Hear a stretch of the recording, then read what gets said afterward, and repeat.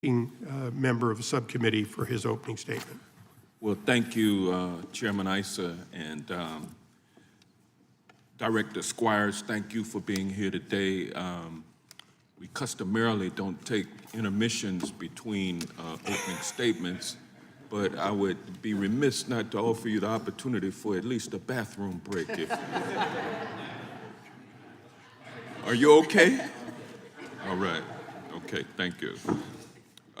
Directors of the U.S. Patent and Trademark Office appear before this subcommittee every 2 years or so, and I've had the honor of being present for many of those hearings. You are the 6th director I've had the opportunity to talk with in a forum like this. Hearings like today's give us the opportunity not just to provide meaningful oversight, but also inform the legislative process so members of Congress can make the best decisions when considering legislation. In the many USPTO Director hearings I've had an opportunity to experience, I've witnessed occasional policy missteps from USPTO Directors, and we've discussed administrative failures ranging from modernization, growing pains, to too long examination times. We've certainly had our differences, but never have I had reason to doubt that the director was acting independently from the president until today. There was a time when the USPTO was removed from the politics of today.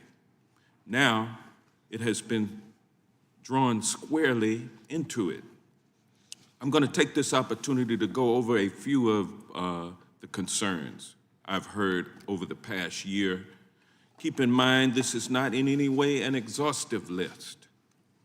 Under the Trump administration, the Patent Office's workplace morale has plummeted, likely because of the administration's layoffs, which were bizarrely characterized as an attempt to save money, even though the USPTO is self-funded. You've also stood by as USPTO employees' collective bargaining rights were undermined by President Trump, destabilizing your already fragile workforce. And under your leadership, the USPTO has publicly explored implementing a patent tax that by all accounts would have a devastating effect on innovation in the United States. These are just some of the few examples of the partisanship inserted into an agency that prides itself on stability. When politics begin to shape a traditionally nonpartisan agency, Johnson has sat through 6 different USPTO directors in this same room. For the first time in his career, he is telling the current one he doubts the agency is acting independently of the president. That is an accusation, not routine oversight. The man on the receiving end is John Squires. Trump nominated him in March 2025. The Senate confirmed him in September by a 51-47 vote after Republicans invoked the nuclear option to ram him through with 47 other Trump nominees in a single block. Squires came from Goldman Sachs, where he spent 9 years as chief IP counsel. He is not a registered patent attorney. The patent tax Johnson is warning about is not hypothetical. Commerce Secretary Howard Lutnick has floated charging patent holders 1 to 5% of their patent's assessed value every single year. A property tax on ideas. Senators from both parties have written letters demanding the administration reverse course, warning it would drive innovation to China and Europe and push American inventors to hide their work as trade secrets instead of patenting it. Johnson is describing a patent office being converted into a revenue extraction tool for a cash-strapped administration, and a director going along with it. The result is predictable. You are at the helm of an institution that has lost touch with its mission. This lost mission is most obvious in the USPTO's cancellation of its planned Southeast Regional Outreach Office in Atlanta, Georgia. The USPTO chose Atlanta after a long process as prescribed under the law. Instead of going forward, the Trump administration canceled this outreach to the Silicon Valley of the South and instead opened it within USPTO headquarters in Alexandria, Virginia. American innovation can thrive only when opportunity to participate is accessible to all. By placing the Southeast office at USPTO headquarters, your agency has limited its reach and concentrated opportunity among those already best positioned to access it. I encourage you, Director, to reconsider this move, because while it may not violate the letter of the law, it most certainly violates the spirit of it. As you can see, I strongly disagree with the Trump administration. I also believe you want to do right by those who rely on the patent system. Your notice of proposed rulemaking to reform the Patent Trial and Appeals Board reflects ideas this subcommittee examined when I was subcommittee chair and has similarities to those proposed in my colleague Congresswoman Ross's Prevail Act legislation.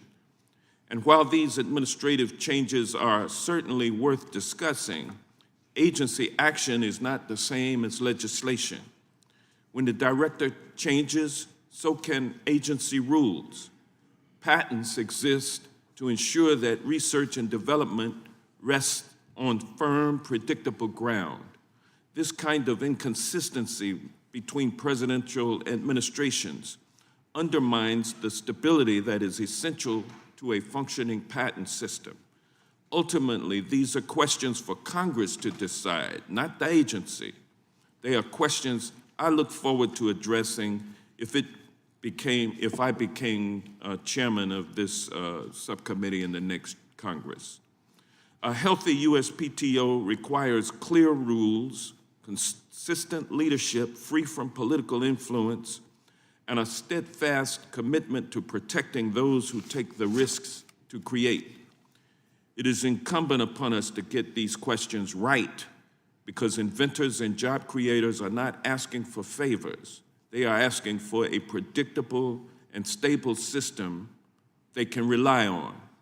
When policy shifts with the political whims of an administration, it is American innovation that pays the price. I yield back the balance of my time. I thank the gentleman for his brevity. First, the layoffs. Under Squires, the USPTO cut roughly 140 workers in October, 126 at the Alexandria headquarters alone. And the absurd part, the Patent Office does not take a dime of taxpayer money. It is entirely self-funded through fees paid by inventors and companies. When the administration fired workers to, quote, save money, they were cutting a budget that has no effect on the federal deficit. They just gutted the workforce examining the applications that keep American innovation moving. Second, collective bargaining. Trump signed an executive order stripping bargaining rights from federal workers, and Squires stood by while his own examiners lost protections they negotiated over decades. Third, the Atlanta office. In December 2023, the USPTO picked Atlanta for its Southeast Regional Outreach Office after a public process that drew over 200 comments. Atlanta was chosen specifically because it had 5 Tier 1 research universities, the CDC, a top VA research hospital, and a diverse startup ecosystem. The whole point of the law that created this office was to expand patent access to women, people of color, veterans, and inventors historically locked out. In June 2025, the Trump administration scrapped Atlanta and announced the office would open inside the Alexandria headquarters instead. No public explanation. A bipartisan Georgia delegation, including Republican Rich McCormick, sent a letter demanding answers. They are still waiting. Fourth, the patent tax.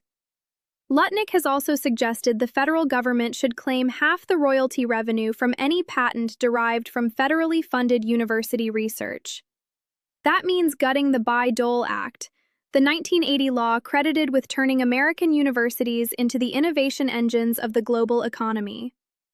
Since 1996, university tech transfer has generated over 117,000 patents, 19,000 startups, and up to $1 trillion in U.S. GDP. Lutnick wants half, in exchange for a fraction of 1 day of Social Security spending. A self-funded agency gutted for a fake savings story. A regional office pulled out of a black-majority city and dumped into headquarters. A tax on ideas that would drive innovation offshore. A workforce stripped of bargaining rights.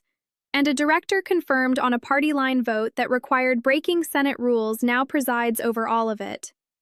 Johnson closed by saying inventors are not asking for favors. They are asking for a predictable system. What they got is an agency that moves with whoever sits in the White House. The man who watched 6 directors come and go just broke a 20-year tradition of giving them the benefit of the doubt. That tells you everything. Drop a comment with what you think. Hit like if this hearing should be everywhere. Subscribe so you do not miss the next one. The people taxing your ideas are counting on you not paying attention.